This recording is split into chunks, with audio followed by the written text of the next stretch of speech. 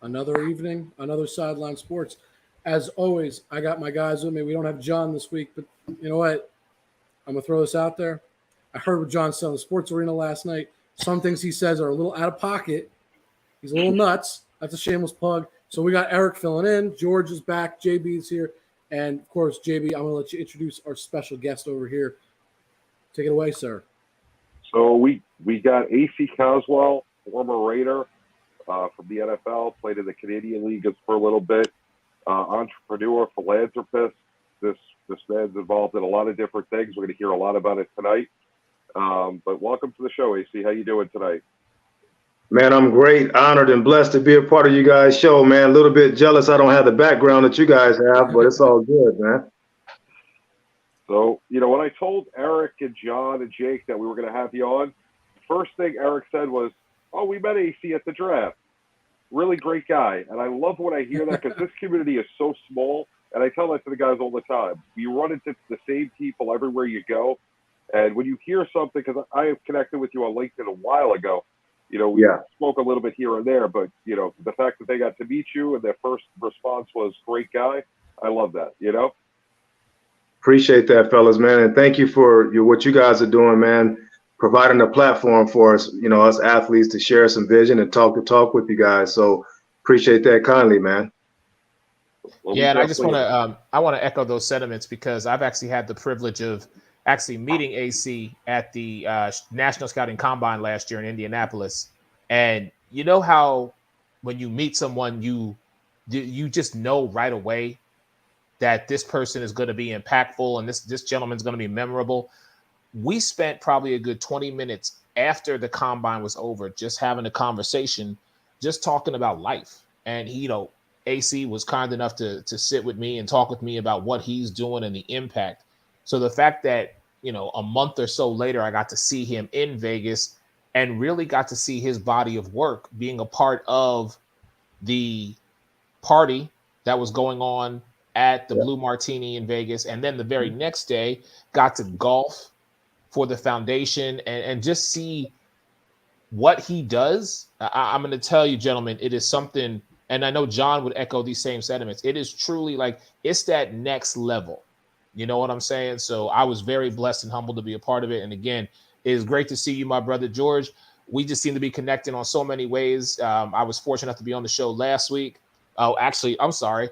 Fortunate to be off the show Saturday. Yes, sir. When we took over the gauntlet, just to remind some people. You mean Eric? You mean Philly Jams? Yeah, show Philly that he got suspended for. Yes. That's a story for another time. So, all right. Look, AC, you played football, so I think what? Let's just get right into this. Let's just talk some sports, man. Because George, I know you're chomping at the bit. I'm gonna let you take this.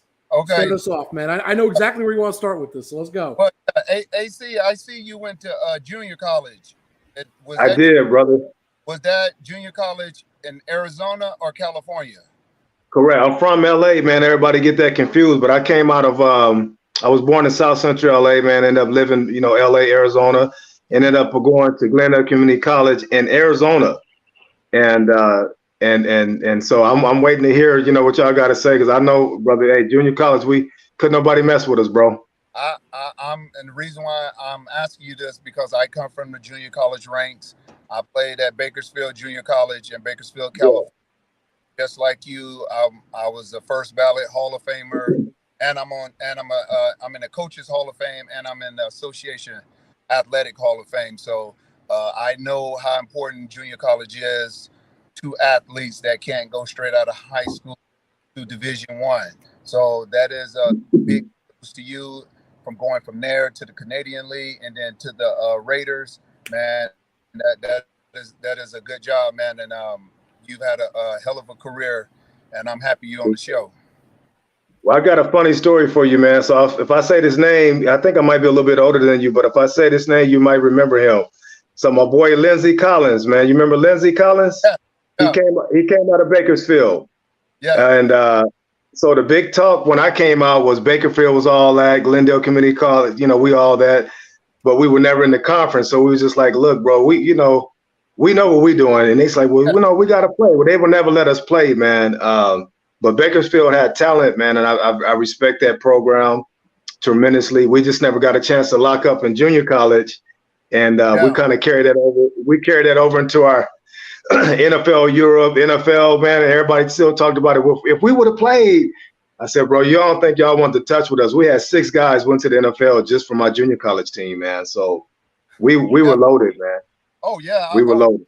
On my team, I didn't have any. Well, I had one other guy to go to junior that was from junior college. He went to Arizona State, and then he went to Pittsburgh, just like I did. Right. We were loaded, and I was the only out-of-state guy from Greenville, South Carolina, all the way out there at Bakersfield, California. Wow. And we were. So I hate to mention this because it hurts me to my heart. So we were the #1 team in the nation, and we played Glendale Community College down in Los Angeles. Right. When we played them, I kind of lost the game because I the one who fumbled the ball and that lose it, and that one game cost us from winning the national championship. And I remember going back in the locker room, crying, talking to my guys, telling them I let everybody down and this and that. But at the end of the day, we did some great things at Bakersfield. We still have the national record for touchdowns in the season. I scored 34 touchdowns in 10 games, and that's still a national. Wow. That's pretty good, huh? Yeah, since 1990. That probably won't ever be broken because of the pass happy game now. Yeah. What position did you play, George? Running back.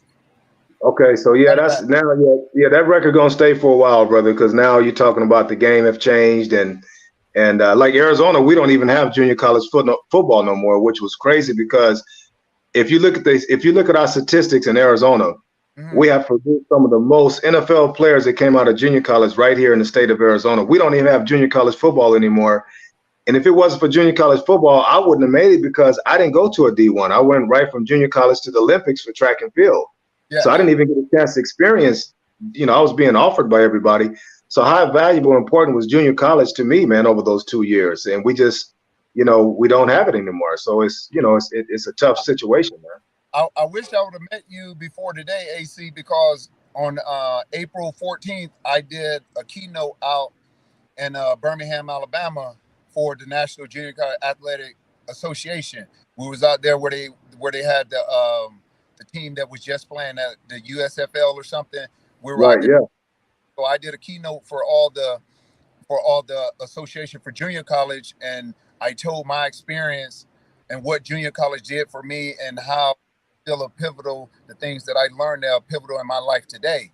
Because if it wasn't still junior college and them taking a chance on me, I wouldn't be on this panel with you guys today. There you go. That's how it happens. No, without a doubt, there's, it's so important to have that opportunity because not everyone gets scouted by D1 colleges. Not everyone has the grades to go to a D1 school. There's so many different reasons. Not everyone could afford or gets looked at.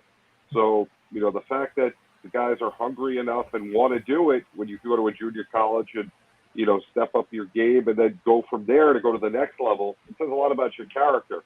And in football, character is half the battle. Yes. JB, you talk about character. You just teed me up so perfectly. I know George wanted to talk about this. Slow pitch softball. It is. It's like putting Aaron Judge out there for slow pitch softball. You're just going to see absolute nukes. Easy stuff. Yeah. So, AC, it's good to have you for this because football is that's what I know as somebody that played and George played. So, let's talk some football. We got to talk about Deshaun Watson because I'm not going to give my opinion yet. I want between you and George real quick. I want to get your opinions. I'll move to JB and then I'll give my opinion. I want to hear your thoughts on the suspension, not the expectations for the team, just the length of the suspension itself. And AC, we'll start with you. Well, I'm obviously I'm a little bit biased, from a player standpoint, but also from a business standpoint, guys. I mean, George can probably, I won't expose everything, but let me just say this, man. When you played this game and you travel the way we travel and see the things that we see that fans and spectators and outside don't even witness, you can't create a double standard. I mean, there's owners, I don't want to put my, I got to be careful when I say this, but there's owners of teams that does a lot of stuff that people don't know. Okay. And you take George Kraft, for example, you guys know a little bit about what his personal things are. Yeah. That's public knowledge. So yeah. Okay, what happened to him? So, his suspension, 6 games, if that's what it is, hey, it is what it is. You have collective bargaining agreements for that reason. Yep. And all we can do as players is support it and most importantly hope that, whatever he's dealing with on a personal level, that you get that help. And that's where I want to see the league change to say, guys, we're dealing with guys with serious, behavioral health, mental health, certain situations that they might still be dealing with that they're carrying over into the league. And, you can suspend them 6 games, but are we rehabbing them? That's What are we doing over those 6 games? Real quick. Great point. And I know you got to keep your answers careful. So answer it to the best of your ability, but you mentioned something, so I got to ask it. So you use Robert Kraft. So you named somebody that you can't get in trouble for saying anything like that because that's public knowledge. So you're covered on that. Can you answer this? And if you can't, I totally get it. Is what Robert Kraft was alleged to have done, not saying he did or didn't do it, is that something that's more commonplace than we know? You don't have to tell me who or how often. Just is it more commonplace in the NFL than we know? As an outside perspective, I tell you this here, and this is golf course story. So maybe you guys got to come to Arizona during my celebrity golf tournament. We'll talk, definitely talk. Okay, we're there because I want to bring y'all out anyway, man. Doing some things we're doing the Super Bowl and stuff. But let me say this, guys. So obviously we know players make the media. That's it's all about the player story because that's what drives the rates. That's what drives the media. It's all about the players, right? And I can just tell you this on a funny level, like the movie Ballers don't show you everything. Now, you guys know that when we travel to different cities, you guys already know what that lineup looked like outside the hotel. You got some of the most beautiful women around the world waiting to get in your door, okay? Now, the veterans, what they do, once again, I got to be careful. There was a time where we paid security to let them prospects come through that door, right? But also you got coaches doing things, brother. You got coaches doing stuff that the players are doing. And it's just a matter of the media don't really want their stories because it's about the players at that time. So when you look at some of the owners, not saying all of them, but they do a lot of dirt, brother. They do a lot of stuff that a lot of people don't know because they're the owners. And, you don't hear about these guys getting fined. You don't hear about these guys getting their team taken away from them or, getting cut or traded. Because it's a double standard, you understand? So when the Kraft story hit the fan, brother, that every city we go to, we may do our stuff. Trust me, coaches doing their stuff. Not all of them. Okay. But I'll take that answer. Hey, that. Hey, so, Yeah. All right. Not saying that it makes it right or wrong, but I'm just saying. Hey. When you have players like us who sit on our boards, who sit on the NFLPA boards and all the teams that we built, we know these things. So, of course, we're going to fight for our players and make sure they're not going to get the death penalty when we know what these owners are doing. You understand us? And some of these coaches are. Okay. No, that's interesting to know. George, what are your immediate thoughts? I'm going to come at it a little bit different than how AC, but it'll be. So, he got suspended games. I'm pretty sure most people out that's listening to Sideline Sports and that's out in the world, you're not going to be able to satisfy everybody. Some people are like, I wish he was banned for life. He get criminally charged, go to jail, be in jail forever. Then you got the other side who sit here saying, he was just went through 2 grand juries. There was no indictment. Those people know way more than what we know, the public. They got every information. They know everything, every deposition, everything. And this man was not indicted. So I know everybody see it from a standpoint of, can this be true? I'm going to look at it like this. I don't think it's bad as the women say. I don't think he is innocent as he said he is. I think it's somewhere in the middle. Somewhere in the middle. Because when you can't say that 30 women got all together and said, we're going to do this to Deshaun Watson and we're going to all have the same story. So at the end of the day, Miss Sue, the judge, she had a decision to make. She had no dog in the fight. She knew all the information. So I'm guessing, and I'm just speculating, she gave him a 6-game suspension because he missed 17 last year. So if you total that up, that's 23 games he's missed. So Absolutely. What did people want her to do? Do another year, and that'd be 34 games. So I'm thinking she's looking at that on top of this man that went through 2 grand juries, and there was no indictment. They didn't see anything worth indicting, and also he's pretty much settled with every last one of the victims. So at the end of the day, everybody just have to accept the ruling, because the Cleveland Browns knew what they were getting when they signed him. They knew this, and they were willing to bet to say, you know what, we're all in on this, because at the end of the day, if Deshaun Watson comes back on week 7 and plays 11 games, they do what Cincinnati did last year, make an incredible run, go to the Super Bowl. I promise you, this will be all over with. People will stop talking about it, and it'll be out of the news. But right now, Roger Goodell on Park Avenue is nobody. I wouldn't want to be Roger Goodell right now. That's why the owners pay him $50 million a year. He got to make these hard choices right here. You're right. We don't have no precedent in the NFL with it. And that's part of the problem. Yeah, the only precedent we have is Ben Roethlisberger did something similar, but it was only one woman, and he got 6 games. It's very different when you compare the two. You're right. Yeah, so that's my point. There's no precedent for this, so I don't know what the league is going to do, because Goodell is not going to win either way if he let the 6 games go or if he make it longer, because at the end of the day, you're not going to be able to satisfy everybody. You're absolutely right about that. JB, what are your thoughts? So first of all, shameless plug for one of our other shows, the Sports Arena last night. Ray Lynn was hosting. Eric hosted a segment at the beginning, and Ray Lynn hosted after. I thought they covered this topic impeccably. Great job, Eric, and appreciate you being here tonight with us. We always love having you with us.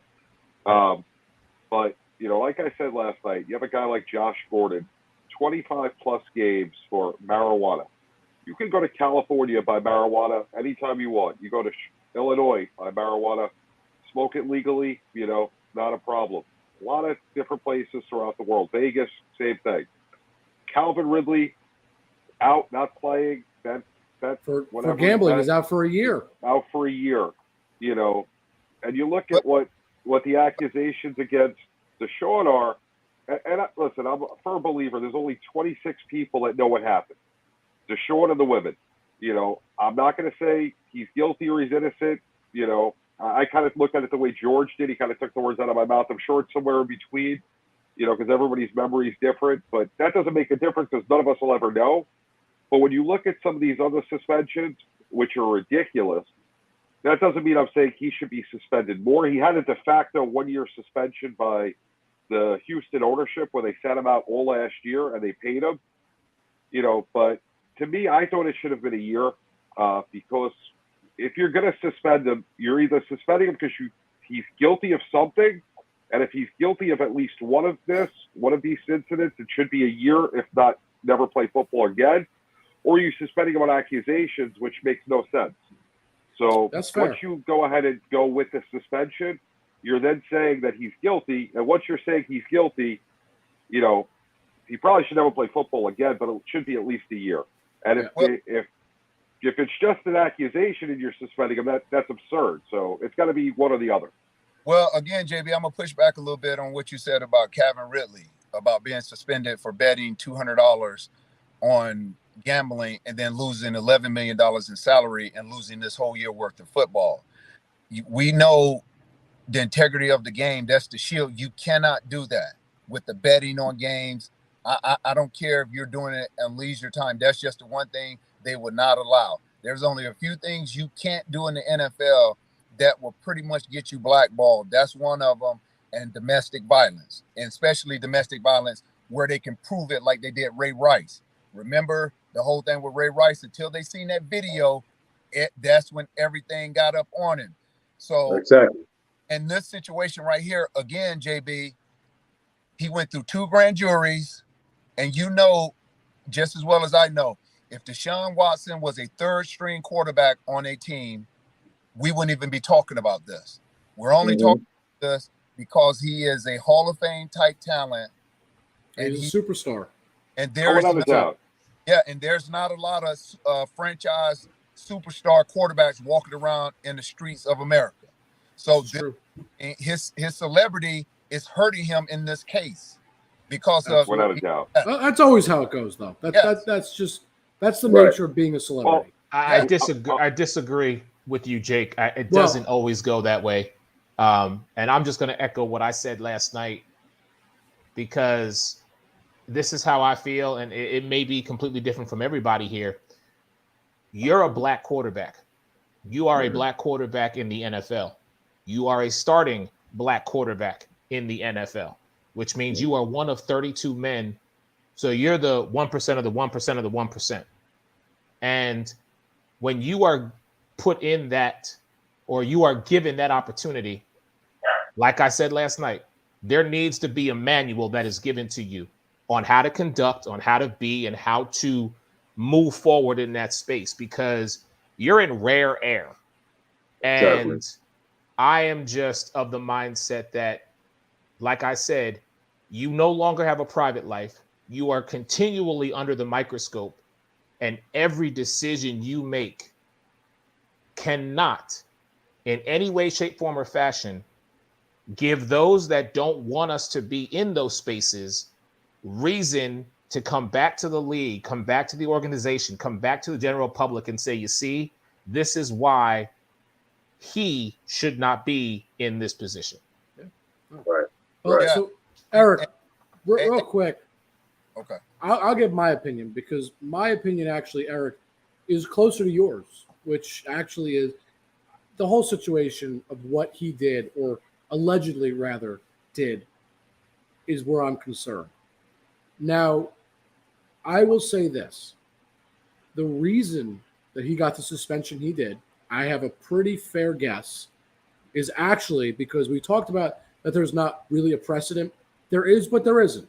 So there's not a precedent because we've never seen this many accusations against one person or player. We've never seen that. I cannot tell. I can tell you I've seen it happen with one person, where it's one-on-one, whether it was domestic violence or any other type of misconduct along those lines, right? Ben Roethlisberger is the example I can use of a player that wasn't charged, wasn't arrested, wasn't anything. Nothing in terms of legal action was taken against him ever. However, he had the same sort of an accusation where there was some sort of assault that was alleged against him. Ben Roethlisberger was suspended 6 games. I happened to look it up because I didn't remember how many games he'd been suspended. It was 6 games. So I think what really happened here was there's no precedent except for that. And the closest thing they had was, okay, what do we say if a player was accused of doing something but was never proven guilty of this same type of action? And they said, look, he wasn't found guilty on any charges. So as far as what we can do, we can give him the same that was given to somebody else. It didn't matter to them how many people accused him of that said action. It didn't matter because he wasn't found guilty for one of them. Now, I don't agree with that. No, I don't agree with any of this. A really bad area, though, where you're just going to suspend people on accusations. I'm not agreeing with this. I'm simply saying I think this is the process that they went through. It doesn't mean I agree with it. I think they're very wrong. I think this is something that really he needs to get help, like you guys said. And I think he should be out until he gets that help. That should be the suspension. An indefinite suspension until he gets the proper help he needs to help fix him, whether it's mentally, physically, however this is manifesting itself. I think it's mostly mental. That's where this, I think, stems from. Until he gets that help, he shouldn't be allowed on the football field. Well, I don't think there should be a number of games. That's my real opinion. So you don't think the judge going into her ruling, she didn't take all that in account of the precedent? He was suspended all last year. Right.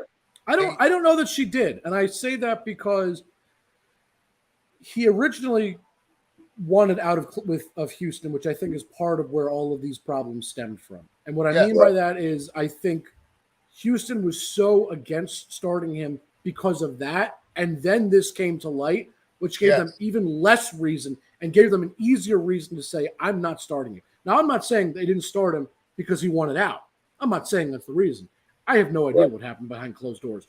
But I think they use this, if anything, if their real reason was because they just didn't want to start him, because they just wanted to trade him and they knew he didn't want to play, I think they may have used it as a scapegoat, essentially, if that was the case. Now, I don't know.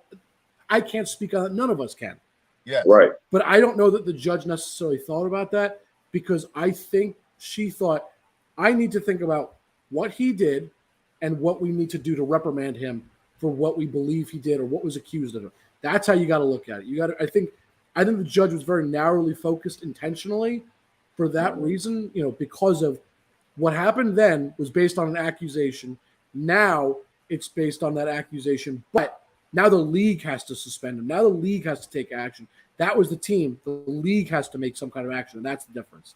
But the whole Calvin Ridley thing, and that for me, that still bothers me that he got suspended that much, as long as he did. And then Deshaun Watson, who did what we believe to be more egregious acts. Now, he never was actually confirmed to have done them, so that's the problem. Yes. But more egregious acts did not warrant a larger suspension, which in my opinion, it probably should have. Well, I would say with Deshaun Watson on this front right here, they just said now with the new contract that he got with Cleveland, he cannot get any other outside massage therapist. He has to go through the team. And AC and myself, who have played in the NFL, Eric, like how you said, you got to represent the black quarterback. You're 1% of 1%. You know how delicate this is.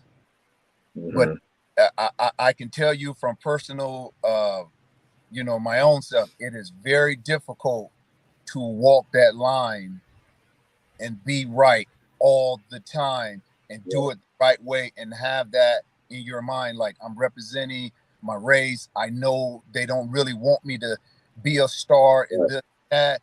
And when you got, just like AC, when you go on the road, there's everywhere.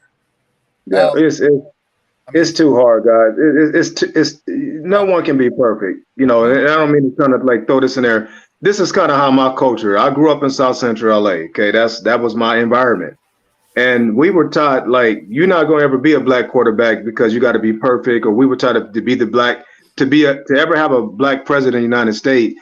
You basically have to be perfect. Nobody's perfect. Nobody's perfect. It's right now, not to play the race card, but what black ownership do we have in the NFL right now? Still none. Absolutely right. And it's like, okay, because we're the pressure that we're put on ourselves as a culture is like, you basically got to be perfect. Nobody's perfect. Like I said, I'm not going to even get into the dirt that I know. I'm talking about, I know for a fact the dirt that I know. And I just think it's a double standard. Like I look at it from, let's say we take about the betting, right? We know now it's all about that betting money, right? Yeah. And these owners are smart because it's business. But you're going to bring that temptation into the league and say, okay, guys, because we're making billions of dollars off of betting, but we still don't want y'all to bet. We just don't want y'all to do this, don't want y'all to do. It's just like alcohol sponsors, okay? Yep. You tell these guys, don't drink and drive, don't get caught up with drinking, don't get DUIs. But who's your main brand sponsor? Budweiser, Bud Light, Michelob, this and that. I mean, there's so much that goes into the hypocrisy of what we're doing now. What I would want to see for Deshaun and any other player is over these 6 games suspension, what is the league doing? What is the organizations doing? What is the player doing? Yep. Over these 6 games to say, hey, man, you know what? I'm bettering myself. Okay, not saying that he's not doing it, but that should be highlighted because we can't go back. What's been done has been done. Now it's about, okay, guys, what can we do? How do I better myself? How do I show over these 6 games, man, that I'm going to a sex therapist? I'm going to, some type of help, whatever's trigger, whatever. Completely agree. I'm gonna tell you right now, brother, I did some things over my career, brother, that you talking about. That's like a guy going to the strip clubs. Yep. Okay, well, 9 out of 10, you're gonna leave with somebody. We just talk keeping it real. So if you look at a lot of the stuff that goes on, man, it's just about it's hard to be perfect. He definitely has some things going on, as we all do. His just got exposed, like a lot of guys haven't got exposed. He's not the only player doing this. He's not the only. Yeah. Sorry I done seen coaches, brother, straight up, married and not married. I seen them do a lot of stuff. Okay, Right. and it's like until it gets exposed, what you gonna do? Even on the other hand, if he didn't do any of it, he was completely innocent, right? Having to deal with all this for the last 2 years, the mental punishment, if he was innocent, he still has problems because that takes a toll on you. So no matter what, there needs to be a healing. And You got to yes, that's the biggest whether problem. it's guilty, partly guilty, no matter what, that's so much for you one got to person to deal with. You got to treat him like this, and I think it's okay for him to say that because he's a good friend of mine. We all know when Michael Vick, black quarterback, star quarterback, went through his whole process over dog fighting and all the horrible things that came against him, right? Yes. But the thing that I like about Michael Vick is that he showed that, okay, after I came out of that situation, which was horrible, but to get on that right track, to look at that, he still have longevity after his career doing the things that he's doing because he rehabbed himself. He overcame some things and he showed the league that, hey guys, I'm gonna take this time to better myself. Right. And I hope that Deshaun takes that time to say, hey, every game I'm out, I'm bettering myself. That's exactly what I was talking about. That's why I said indefinite kind of suspension, because we just need to see him working to better himself. That's what I'm concerned about. But and Jake, I think with the Michael Vick comparison, he was convicted. You're right. No, you're absolutely right. It is different. Absolutely. And in order for him to even get a chance to come back, Tony Dungy had to vouch for him, and had to prove to PETA dog lovers that he was going to do better. With Deshaun, you're absolutely right. There's nothing in his contract that says you need to go get mental health. I've already signed a $230 million fully guaranteed. There you go. You're right. You're absolutely right. No, I don't disagree with any of that. You're right. Yeah. Yeah. So last thing I want to touch on, and then I want to shift over to talk about the Dolphins for a couple minutes, and then I want to talk some baseball. The last thing, this is going to be a true statement, moment for Roger Goodell, I believe. Roger Goodell, a couple days ago, I don't know if anybody remembers, said, and I'm paraphrasing what he said, but he essentially said, whatever the judge rules will be the final verdict. I won't. Yes. That's it. End of story. But now, if you look up anything about this, Roger Goodell has the final say to the suspension. He could minimize it or extend it or leave it as is. This is going to be a very telling moment for Roger Goodell, because I think if he extends it, it shows he's susceptible to the scrutiny, and he's going to crumble under that pressure of the scrutiny of other people.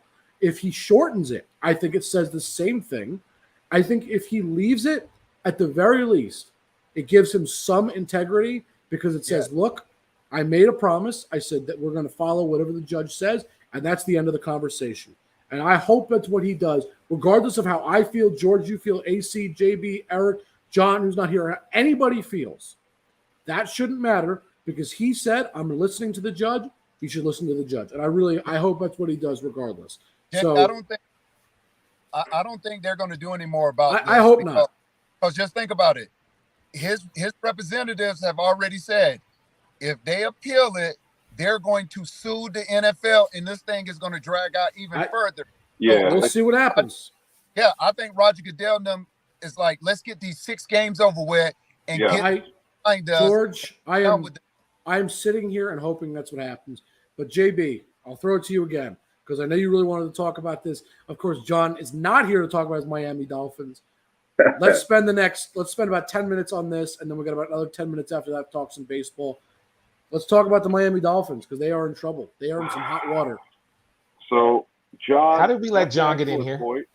I didn't. It wasn't, Eric, this wasn't a choice. It just happens. John, you should be packing so you could be going to the Hall of Fame ceremony and getting ready. Otherwise, you could have been here with everybody else. So please go pack and get ready and get rested, because your flight's early in the morning, instead of talking with us. If you want to talk with us, you know how to get into the room. I was saying, if you want to talk, get on. Let's go. Yeah. But, I definitely think that this part of this is the NFL wanted to change the news cycle. Obviously what the Dolphins did with the tampering, you can't tamper. There's always going to be penalties for, talking to guys under contract. which was the main point of where they lost the draft pick. And if you're, and when you have allegations of throwing games, and tanking, which was never proven, it's just bad optics for the league as well. Another thing with optics, that this comes out today, changes the news cycle a little bit. It's the newest thing. We're all going to talk about it. So I gotta agree on that. The NFL. I was going to say, I don't agree with John often, but I do think that it's a little coincidental that Deshaun comes out on Monday. Tuesday, let's put about the Dolphins. Dolphins are in trouble. Totally change the news cycle. Just try to sweep Deshaun Watson away as fast as they can. Roger Goodell, like I said, I hope he just leaves it. Again, another way to do it is just don't make any other decisions. Just leave it be. Make less noise. I think to some extent you're right. They're trying to make as little noise as they possibly can. And by slamming the Dolphins, as John said, they're right.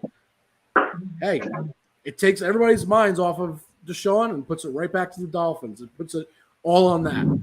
But we know every team in the NBA, they all do it. They all It's all about getting caught. That's it. Yeah. I mean, they just said the same thing with James Harden in the Philly, with him taking to help the team win. So they said stuff about the Knicks too. The Knicks are under investigation. They're all. Everybody does it. The funny thing. Let me say this, guys, real quick. The funny thing, I'm laughing because somebody just said something brilliant. Here's the funny thing about it. It's all about who get caught. It's so much that goes on. It's a matter of who gets caught for doing what. That's the thing, man. Something else is going to come up. This is not the last that we hear of something. No. It's just a matter of who gets caught. I mean, honestly, man. That's how most of it is. That's so funny because everybody said that same thing about Bill Belichick and the Patriots by sitting there recording people's practices, stuff like that. And then once they got caught, a lot of people on it, but they just got caught and somebody snitched and told on them that they one of the former coaches. It's just the one person that gets caught. It's all it takes. You're right. Yep. But I will say this, and then I want to hear from JB and Eric. My opinion personally, because I read some of what was said. Partially what was said, if I remember correctly, and somebody correct me if I am misphrasing this, but essentially what was being said was the owner of the Dolphins in some way said losing wouldn't be so bad. He didn't say go lose. He didn't say let's tank, but essentially there was a comment that, and I don't remember exactly what he said, but he was fine for a comment that essentially he said losing wouldn't be the worst thing, which is his way of saying, I don't really care if I win or not, but he phrased it in a really good way to save himself. Personally, this whole situation, I don't think you should be allowed to have a team anymore. Not because of tampering. I don't care about that. People do that. But he clearly wanted this team to lose, whether he gets caught, completely red-handed saying, go lose games, Brian Flores, or saying something along the lines of, if we lose, it won't be so bad. And I'm going to find the quote in a moment. That's we talk about the integrity of the game. You can't do that. I'm cool with just not having a good team. I'm used to it. The Giants stink. They're terrible. I'm used to having a bad team, and that's fine. But intentionally losing, it ruins the integrity of the game, in my opinion. And you know what, brother? Let me tell you what I have a problem with that too. First of all, I have a major problem with that because it's hard enough being a black being a black coach who has to show that you got to come instantly and win. Okay, once again, here we go. And I think that was not right. Look at the hardship that he's having, and that's not fair, man, to say, okay, hey, you know what? Not only are you a black coach trying to fight for your job and trying to show that you deserve to be there as a head coach, but you have ownership saying, hey, we need to tank, whatever, we need to lose games. You know who that falls back? That falls back on him. Now he gets. He's not the coach. But the owner, you think the owner's going to fight for him to go get another job from another team? No, he's not. Nope. But you put him in that position. You put him in that situation to do what you wanted him to do for the better sake of you and your organization. That's not right, man. And it's going. Hold on. Hard to get the owner out of there because of the boy league. So, really quickly, George. I've been trying to find it, so I found it. So they don't give an exact quote, but it's the second section, if you will, on the immediate release. It says the quote tanking to improve draft position. So number 2, section 2 of this says, on a number of occasions during the 2019 season, Mr. Ross expressed his belief that the Dolphins' position in the upcoming 2020 draft should take priority over the team's win-loss record. So that was my point, and that's what I wanted to get at. He may not have said, go lose these games, but he said, I care more about our draft position. Integrity of the game, to me, is totally lost in those kind of statements. Just like AC said, they're not going to get him out of there because the owners have to get rid of him. The owners. Oh, I know. The other owners aren't going to get rid of him. He will have to do something again so egregious, like do something racist, say something, be caught saying something racist, or do something with domestic violence or something like that. With something like that should get up under the rug too as well, because you see, and with the NFL, it's a good old boy thing. Just think about the incident that Young fired. He was talking about people and all these high people saying all bad things, knowing there's no consequence to what they say or what they do. So really quickly, AC, I can see you're getting in the car. I don't want to hold you too much longer. I just want to give you the spotlight for just 1 minute here. JB was telling us all about your business ventures. You got a lot going on. Just before you hop off, first of all, thank you. But second of all, I'm good. Don't worry, really. But just tell everybody, just so we make sure we get to it. Tell everybody what you got going on in your world right now. First of all, I'm excited, man, that I have this opportunity with you guys, and I love to build a rapport with you guys. And I don't know who's all in what states, but as you know, man, I'm in Arizona, LA as well. But right now I'm in my home in Arizona, and I own a very high-end luxury brand called the $1 Million Mingle Celebrity Fundraiser. And man, it's amazing, brother. It brings people from all over the world here to Scottsdale. We do our big celebrity golf tournament, luxury parties. I sponsored the polo. It's called the Bentley Scottsdale Polo Tournament, which is one of the best. It's like the Waste Management Open. Nobody really cares about golf, right? Yeah. People are networking, having a great time. So we're going to be kicking that off in November. And then I'm going to be doing 3 major Super Bowl events. So I'd love to get you guys out here, man, out here to Arizona with us. All VIP. You ain't got to worry about nothing, brother. We got you. Come out here, have a great time. Bring your podcast show. We'll be there. My golf tournament, everything that I do, I build a media island. When that's live media, podcast shows, newscasters. So I would love for you guys to come on out. But if anybody's interested in what we're doing, they can always go to mdmexperience.com, and that'll kind of give you, once again, mdmexperience.com. Check it out, man. We're gonna have an amazing time raising money, coming out, having a good time, networking, fellowshipping with all the athletes, bringing that camaraderie back that we so desperately miss, man. So, I thank you, brothers, man, for providing a platform for us to kind of come on, talk about life, talk about football. I mean, these are some great topics, man. And just to get it off our chest, and like I said, we got some golf stories, things to talk about, man, when y'all come out here in person, because we can't come out in February, we can't all put it on this, but you know what I'm saying? Yeah, I got you.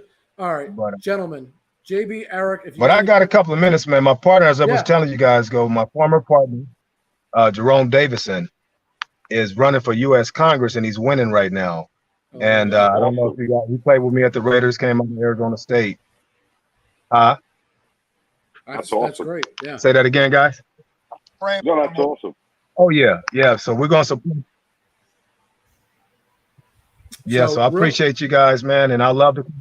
Yeah, go ahead. You good? I was going to say, real quick, JB, Eric, before we shift to baseball in just a minute here, did you guys have any last-minute things you wanted to say about this Deshaun Watson, this Dolphins situation? Because if not, I got to talk a little baseball. I got something I've been holding on to. So all I'm going to say with the Dolphins thing, if Daniel Snyder still owns the Redskins, Stephen Ross watching ain't the going football anywhere. team now, yeah. You're right. We're going to call them the Redskins. Listen, with the way the NFL is this week, they're still the Redskins. You're terrible. Yep. Yeah, you're right. Eric, any last-minute thoughts? With regards to the Dolphins, no. Okay. I'm glad Brian Flores is no longer there. He was the proverbial scapegoat. But that's a whole other conversation for another time. I know you want to talk baseball, so I'm going to let y'all get to that. Look, everybody wants to talk about Juan Soto. Everybody's like, oh, that's the best trade. No. I'm going to key you guys in on a little secret today, because there was a trade that, unless you're a Yankee fan or really care about baseball, you probably didn't even know what happened. But I'm going to tell you, it was the best trade to happen all day. Made my day. I didn't care if we got Juan Soto or if we could have got Juan Soto, I would have liked this trade better still. Does anybody know anything about Joey Gallo's season this year with the New York Yankees? Because if not, I want to clue you guys in a little bit. Oh, it's been bad. JB, he played, I believe, 88 games. I don't remember how many plate appearances he had. I had to look it up. But do you know how many hits he had in 88 games with the New York Yankees? You want to take a guess? 5. Oh, not that bad. It was about 30. I believe it was 38 last time. 38. Aaron Judge, who is currently the front runner for the AL MVP, as of today, before today's game, had 43 home runs. So Aaron Judge had 5 more home runs than Joey Gallo had hits. So I'm wearing this Yankee stuff today because Joey Gallo has been traded to the Los Angeles Dodgers. Now, I don't like it because I'm scared that the Dodgers are going to make him a superstar again. But the New York Yankees have rid themselves of Joey Gallo. It is the best trade to happen all day because when you have a guy that has less hits than another player, who granted is up for AL MVP, but has less hits than he has home runs alone, I think he needs to be traded. When your batting averages in the hundreds, you got a problem.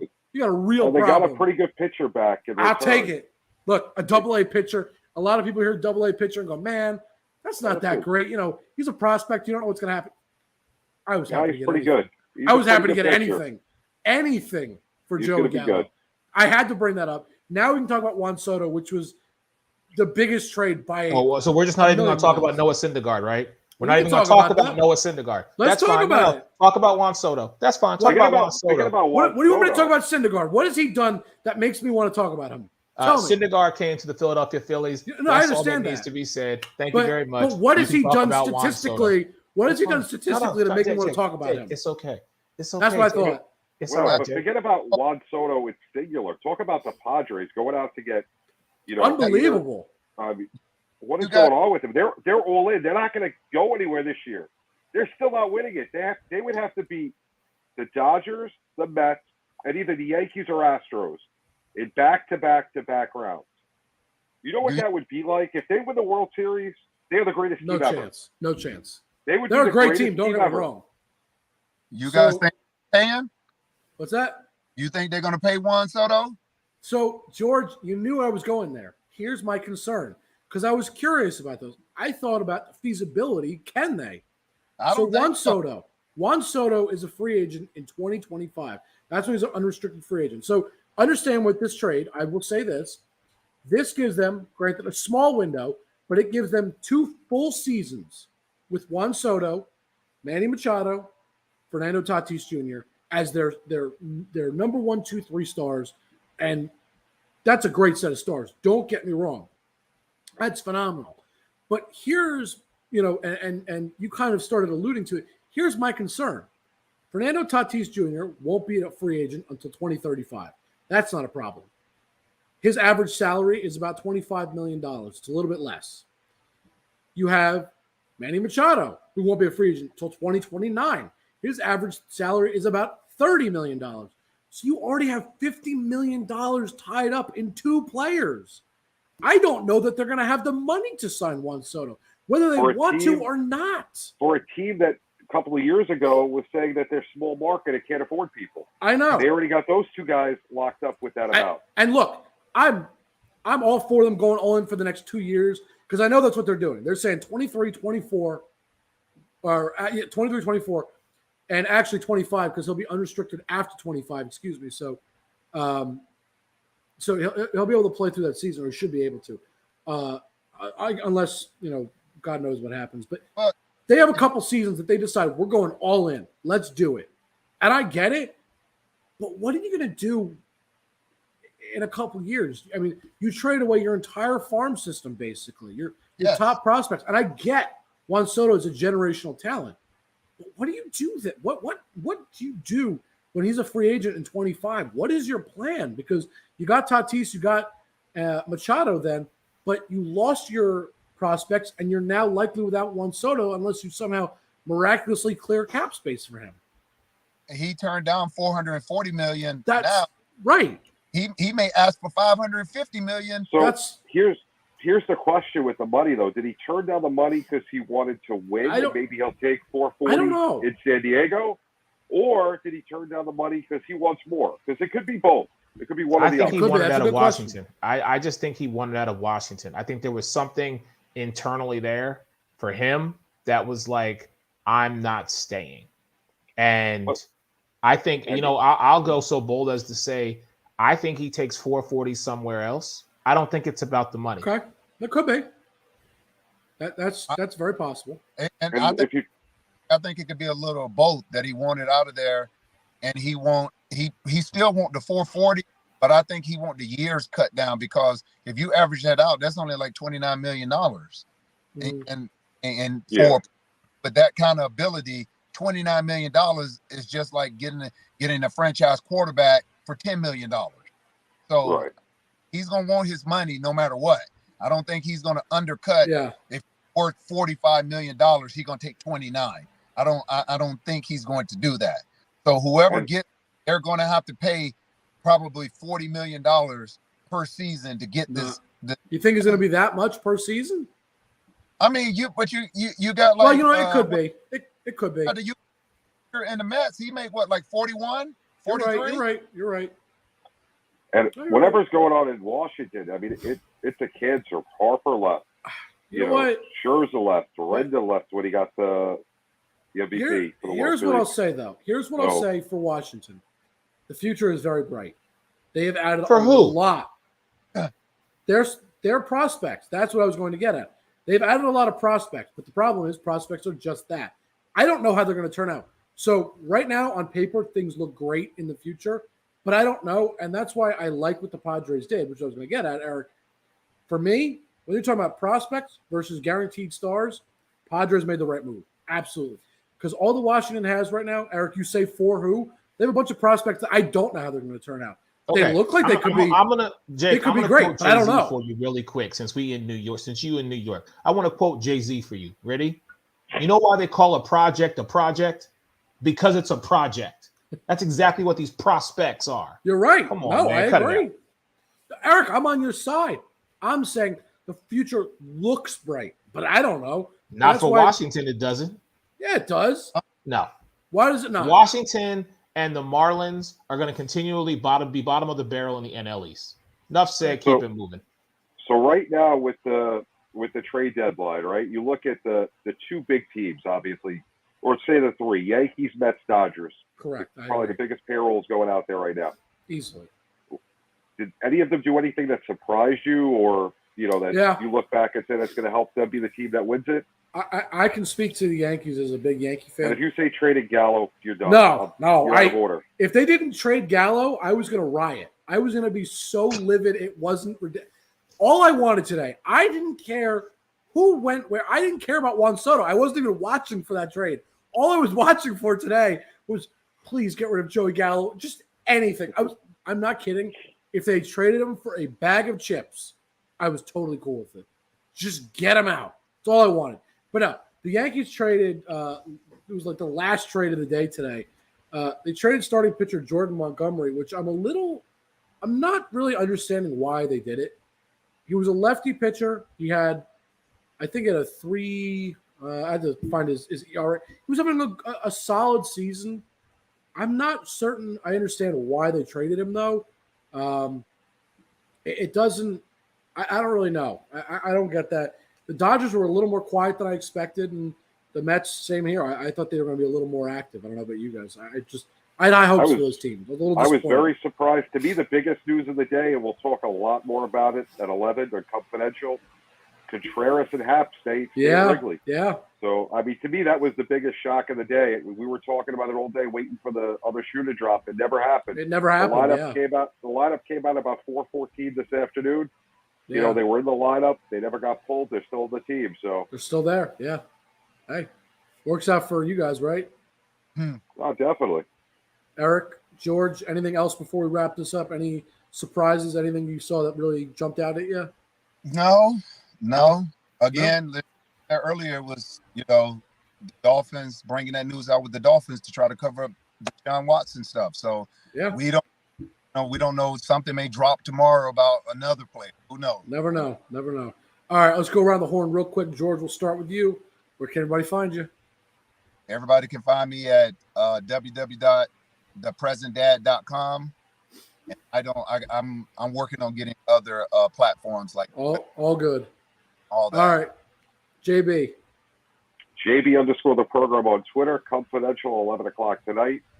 A whole bunch of other projects in the work, but watch Confidential. We'll talk more. Absolutely, Eric. Monday and Wednesday night, Sports Arena, 10 p.m. Eastern, and I'll jump on other Sideline Sports Network programming shows whenever I get the chance. Absolutely. All right, everybody. As you see scrolling across the bottom of your screen, our stuff is Instagram and Twitter is Sideline Sport 1, YouTube and Facebook is Sideline Sports. Just look us up on there. We are on TikTok, Apple Podcasts, Google Podcasts, Spotify, all that. DBTV. You guys can find me on Twitter at Jake_Malik.